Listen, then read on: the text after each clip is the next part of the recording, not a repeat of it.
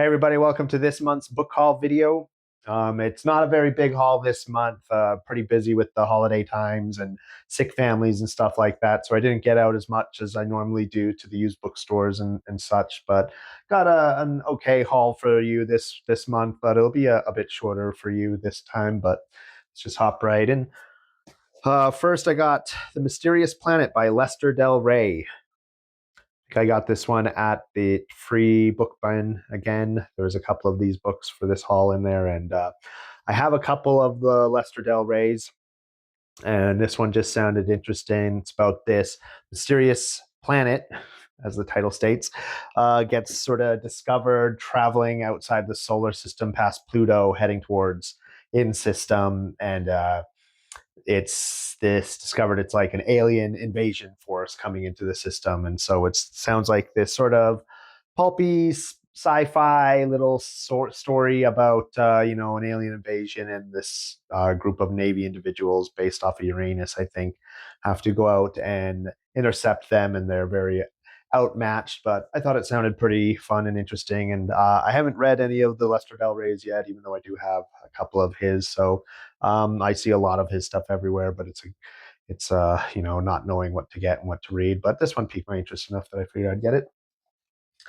Another sort of unknown to me was Mission Manstop by Kris Neville, or Kris Neville.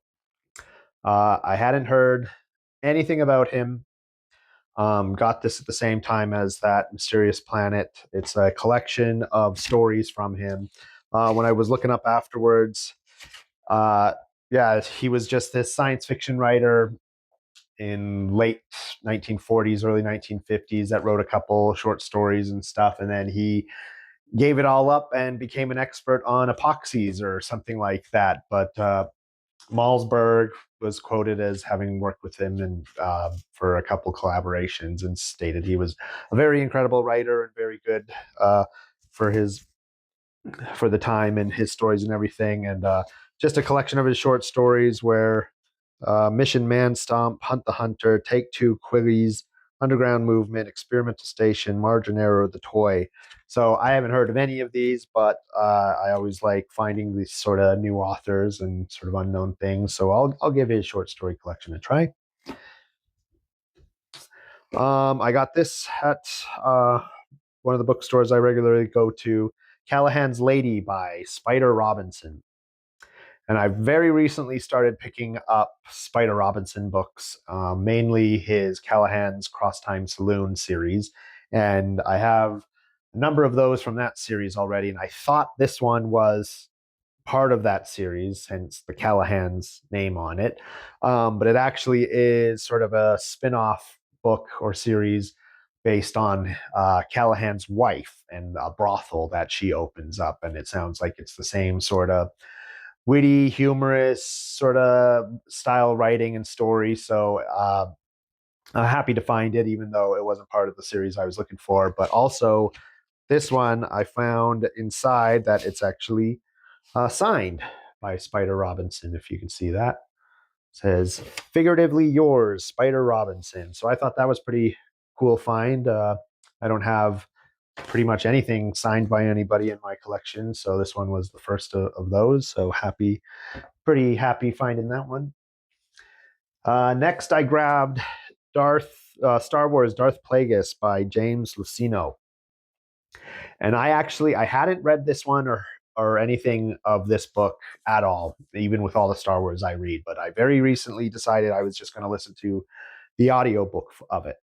And I was totally blown away by it. And I loved the premise and the idea of Darth Plagueis, sort of Emperor Palpatine's master, the one who trained him how to use the dark side of the Force and everything, and just sort of how this Darth Plagueis, working behind the scenes before episode one and during episode one, and what sort of was happening and how he was betrayed. And I really, really, really loved it. So when I found it, I never owned a copy of it before. I did just the audiobook. So having found it, I needed to pick it up to add to my growing Star Wars collection, to sort of fill out the few holes I've been missing in them. So super happy to find that. Naked to the Stars by Gordon R. Dickson. this was part of those free books at the book barn I got, and I don't have. This is my only Gordon Dickson book I have, and I see his stuff, dozens and dozens and dozens of his books at all the used bookstores that I go to, and I have no idea sort of where to start with him. Leave a comment below or any recommendations of some good Gordon Dickson and Lester Del Rey's, so I can sort of dip my toes into that author. I see his stuff everywhere, but I'm just intimidated by finding the gems in the chaff, the wheat in the chaff. But this one sounded interesting enough and got it for free. It's about this soldier who, in a battle, gets injured and he wakes up in a hospital and he's missing 16 hours of his memory. And this unknown, what happened during those 16 hours sort of puts him, he's sort of has to figure out what happened to him at that time because he's considered a risk against Earth and a risk against the military because he could be an agent. They don't know what happened with him. So it sounded like this fun little space military sort of mystery. Just be a quick read, but yeah, let me know any Gordon Dickson you think is worth looking into, and I'll always keep my eye open on any recommendations people give me. But then just a Children of Dune, Frank Herbert copy. I have a copy of this already in much better condition, and I enjoy the cover of it better. But I always like finding these ones and seeing all the different sort of covers and everything that they have of them. There's so many different versions of them. But I haven't read Children of Dune yet. I'm getting onto that, hopefully. So, but always happy to find those ones.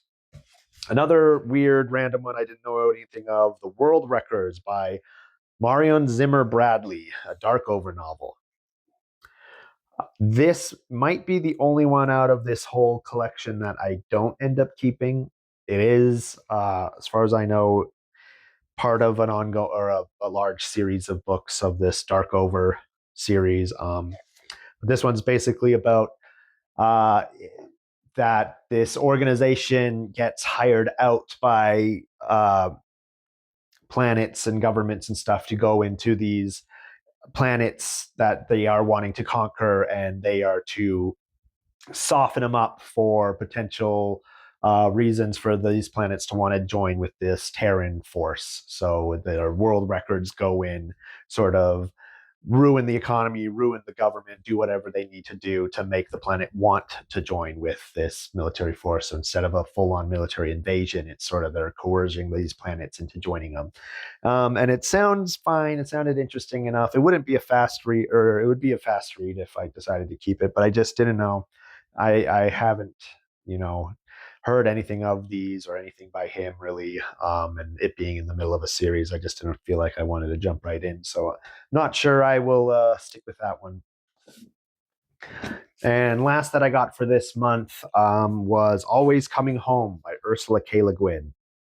And this was the last of the Ursula K Le Guin books that I was actively on the lookout for. I'm always picking up the ones by her that I find that I don't own, but this was the last one that from my list of sort of must own, must reads by her. And so I was super happy finding this one. I did not think I would find it at the used bookstore I got it at. So, and it's this hefty book. I didn't realize it was such a big one, but I was super happy to find it. It's basically, here it's like part poetry, part anthropological study of this group of people in the far future, sort of living off the land, and based on the textbooks and the notes and the studies, the narration by this anthropologist that is studying this group of people. And I think it's sort of her fictional retelling of her father's book, Handbook on the Indians of California, I think it's called. So it's sort of her tribute and nod to her father in that sense. But sounds like, a good, interesting Ursula K Le Guin, sort of following those anthropological sort of interests of hers, and sort of that theme keeps popping up in a lot of her work. So I was super happy finding that one. But that was it for the month. Just a nice little haul, nothing crazy. A couple ones I'm super happy to find. So hopefully we'll be able to get back into the swing of things and get some more books for you for the next one. And I'll see you then. Thanks for stopping by.